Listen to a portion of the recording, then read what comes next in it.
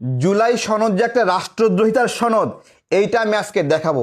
একটা সনদ, এটাকে পার্লামেন্টে প্রশ্ন করা যাবে না, এটাকে সংবিধান নিয়ে প্রশ্ন করা যাবে না, এইটা আদালতে প্রশ্ন করা যাবে না।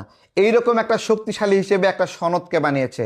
জামাতকে প্রশ্ন করা হয়েছে ডেপুটি স্পিকার নেন, জামাত বলতেছে পুরা প্যাকেজ নেব। কি কি প্যাকেজ নেবে? বিচারক নিয়োগের প্যাকেজ নেবে, দুদক নিয়োগের প্যাকেজ নেবে, বাংলাদেশ ব্যাংক নিয়োগের প্যাকেজ নেবে, তাদের পুরা প্যাকেজ দরকার।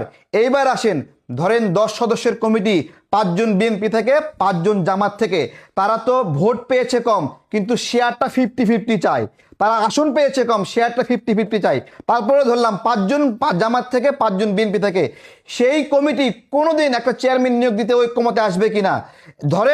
ধরলাম 7 জন বিএনপি থেকে, 3 জন জামাত থেকে। তাহলে সেই কমিটির কোনো দাম আছে কিনা? কারণ 7 জন মতামত দিয়ে বিএনপি তো তার চেয়ারম্যান নিয়োগ দিবে। নাকি এরকম চাচ্ছেন যে জামাতের 3 জন মতামত না দেওয়া পর্যন্ত একজন চেয়ারম্যান নিয়োগ দিতে পারবেন না? এই জুলাই সনদ একটা রাষ্ট্রদ্রোহিতা সনদ, বাংলাদেশকে আজীবনের জন্য পঙ্গু করার জন্য, মব সৃষ্টি করার জন্য এবং মব দীর্ঘস্থায়ী করার জন্য এটা করা হয়েছে। যেদিন শপথ গ্রহণ অনুষ্ঠান হয়, 2টা শপথের আয়োজন করেছে, ওইটা ছিল আরেকটা মবের ষড়যন্ত্র। ধন্যবাদ জানাই যে সেই মবের ষড়যন্ত্রে বিএনপি পা দেয় নাই। আজকে জুলাই সনদকে বলতেছে আদালতে প্রশ্ন করা যাবে না। দেখেন কি একটা ব্যবস্থা করেছে, একটা দপ্তর সরকার চালাতে পারবে না সঠিকভাবে, জায়গায় জায়গায় বিরোধী দলকে দিয়ে বাধা দিবে।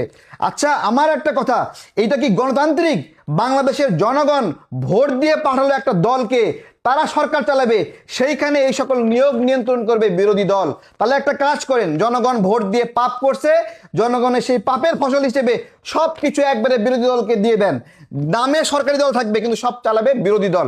এই যদি হয় জুলাই সনদ, তাহলে এই জুলাই সনদকে আমরা গণতন্ত্রের পরিপন্থী বলবো কিনা, গণতন্ত্র ধ্বংসকারী বলবো কিনা, জনগণের আকাঙ্ক্ষার পরিপন্থী বলবো কিনা, সেইটা আপনাদের কাছে জিজ্ঞাসা করছি।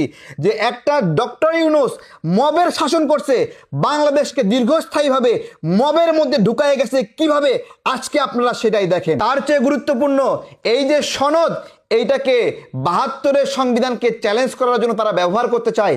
তাদের কথাবার্তা আগে পিছে আপনারা দেখেন, প্রত্যেকটা জায়গায় 72-এর সংবিধানকে তারা ধ্বংস করতে চায়। তাই যদি হয়, তাহলে আমাদের এই মুক্তিযুদ্ধের উপরে জায়গা দিতে হবে এই সনদকে। এটা কি রাষ্ট্রদ্রোহিতা নয়? জনগণ ভোট দিয়ে একটা পার্লামেন্ট বানিয়েছে, সেই পার্লামেন্টের চেয়ে এই সনদকে জায়গা দিতে হবে। তাহলে এটা একটা রাষ্ট্রদ্রোহিতা নয়? খুব সূক্ষ্ম ও সুকৌশলভাবে আমাদের সংবিধান, আমাদের পার্লামেন্ট, আমাদের যে মুক্তিযুদ্ধ, সব কিছুকে অকার্যকর করে জুলাই সনদকে এমন একটা জায়গায় তুলতে চায় যেটাকে নাকি আদালত প্রশ্ন করতে পারবে না। তার চেয়ে গুরুত্বপূর্ণ, বাংলাদেশে নিবন্ধিত 63 রাজনৈতিক দলের মধ্যে অধিকাংশ দল এই সনদে স্বাক্ষর করেনি। যেহেতু অধিকাংশ দল স্বাক্ষর করেনি, তাই এটা অধিকাংশ দলের সনদ নয়, এবং এইটা বাংলাদেশের অধিকাংশ জনগণ এটার পক্ষে হাঁ দেয়নি। যেহেতু হাঁ দেয়নি, বাংলাদেশের সকল জনগণের এটা অভিপ্রায় নয়। বলতে পারেন ভোটারদের যারা ভোট দিয়েছে তাদের বেশিরভাগ হাঁ বলেছে। হ্যাঁ, যেই ব্যক্তিগুলো ভোট দিতে যায়নি তারাও জুলাই সনদকে সমর্থন করে না, এবং যেই ব্যক্তিগুলো না ভোট দিয়েছে তারাও জুলাই সনদকে সমর্থন করে না। তাহলে যারা ভোট দেয়নি এবং যারা না বলেছে, বাংলাদেশের বেশিরভাগ জনগণ এই জুলাই সনদকে সমর্থন করে না।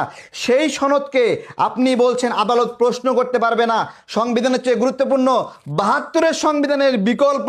তাহলে এইটাকে আমি বলবো এইটা জুলাই সনদ না, এটা একটা রাষ্ট্রদ্রোহিতার দলিল ছাড়া কিছু নয়।